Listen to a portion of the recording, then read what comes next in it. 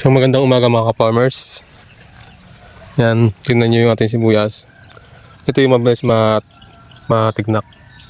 Ikumpara nyo dito sa ating himatuyot. Ayan, wala nga siyang spaghetti. Ang problema naman, payat. Hindi gano'ng malalaki. Tingnan nyo naman dito sa yung laging napabasa. Yan, malalaki siya. Pero nagapilipit naman. Hindi naman kasi natin pwedeng tawag doon, patubigan ulit. 5 araw lang kasi o kaya 3 araw yung part na yon, tuyot na. Dito 1 linggo na, di pa sa tuyot. Nag-bulb formation na rin to kasi ano naman na to, sa 40 days na siya. At ito naman yung malaki, madamo na rin siya. Pero ngayon to ay papatubigan. Tapos i-sprayan ulit ng Cabrio with gold para yung muta masunog. Ito na yung 40 days. Saka yun, kasama na yun. So dito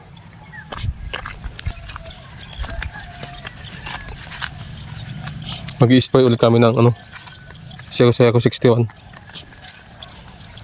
Yan, kung ganito, malinis din naman siya. Hindi naman masyadong gaanong madamo.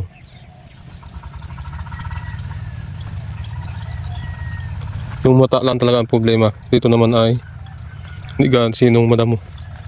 Sakto lang. Pag naano na naman niya, pag na-spray na naman ng gulyan, mag-ano yan, mamatay. Pangit talaga pag yung natutuyot yung sibuyas. Tapos yung iba, yung katulad yung part na yan, kita nyo, basa-basa pa siya. Dito tuyot na, mataba yung yung basa pa. Kaya maganda rin ang sibuyas sa yung hindi natutuyot, yung tuloy-tuloy ang butas. Yung katulad nito, basain din to, yung part na to. Problema, mamuta sa man siya. Tapos yung mga part na yan, may mapulo-pulo kasi yung madali matuyot. Kaya mahina din siya. May part na mahina. Maganda talaga si sibuyas yung sa kalupaan. Tuloy-tuloy ang butas. Ang problema pag kalupaan, pag maulan naman,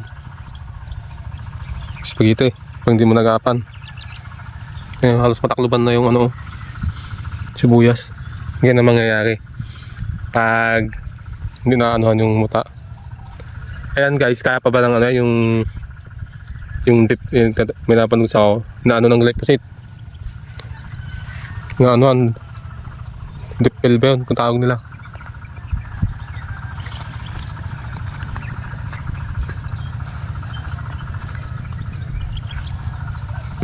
Makabawi lang ng gastos itong nauna namin, okay na.